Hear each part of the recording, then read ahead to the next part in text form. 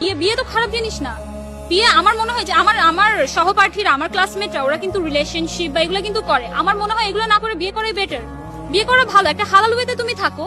But আমার ভুলটা হয়েছে যে আমার পার্টনার চুজ করতে আমি হয়তো ভুল করছি। বাট বিয়ে আমি বলবো না যে বিয়ে করে ভুল করছি। বিয়ে করে অবভিয়াসলি খারাপ না। বিয়ে করলে ক্যারিয়ার নষ্ট হয়ে যায়? No, never. বিয়ে করে নো, বিয়ে করে একসাথে পাবলিক ভার্সিটিতে চান্স পাচ্ছে, একই সাথে হাজবেন্ড ওয়াইফ বিসিএস ক্যাডার হচ্ছে, একই সাথে দেশের বাইরে তারা সেটেল হয়ে যাচ্ছে। নো, এটা একটা টাইমে মানুষ চিন্তা করতো যে গ্রামের মেয়েরা হয়তো আর্লি বিয়ে করে ফেলে। বাট নো, এটা ঠিক না। আমরা যদি রিলিজিয়াস দিক থেকে দেখি, ইসলামিক দিক থেকে দেখি, তাহলে কিন্তু আমাদের আর্লি বিয়ে করে ফেলা উচিত। আর্লি বিয়ে করে ফেলা উচিত যাতে আমরা হারাম রিলেশনশিপ থেকে দূরে থাকতে পারি। বাট আমরা এটা করি না।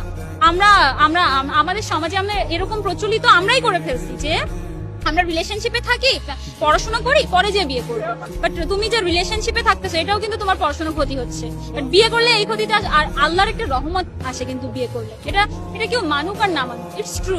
রিলেশনশিপে যে আমরা হারাম যে সম্পর্কগুলো করি না, এইটাকে আমাদের সো কল সমাজে কিন্তু খারাপ চোখে দেখে না। বলে যে হ্যাঁ, রিলেশনশিপ থাকতেই পারে, আজকালকার যুগের ছেলে মেয়ে রিলেশনশিপ থাকতেই পারে। বাট একটা মেয়ের যদি বিয়ে হয়ে ডিভোর্স হয়ে যায়, দেন তাকে একটা ট্যাগ লাগিয়ে দেওয়া হয় যে সে ডিভোর্স। বাট সে কিন্তু হারাম রিলেশনশিপে ছিল না, তাকে ট্যাগ লাগিয়ে দেওয়া হয়। বাট যারা রিলেশনশিপে থাকে তাদেরকে কোনো ট্যাগ দেওয়া হয় না। বাট তারা কিন্তু হারাম রিলেশনশিপে। বাট যে বিয়ে করছে সে কিন্তু হারাম কোনো কাজ করেনি। যে হারাম করেনি তাকে ট্যাগ দেওয়া হয়, বাট যে হারাম করছে তাকে ট্যাগ দেওয়া হয় না। আমাদের সোসাইটিটা আসলে এরকম। এই সোসাইটি থেকে বের হওয়ার জন্য আসলে আমার বাইরে মুভ করার ইচ্ছা, যদিও ফ্যামিলি দিতে চায় না। মানে আমি আসলে নিজের দায়িত্ব নিজে সেভাবে নিতে পারি না তো এখনো।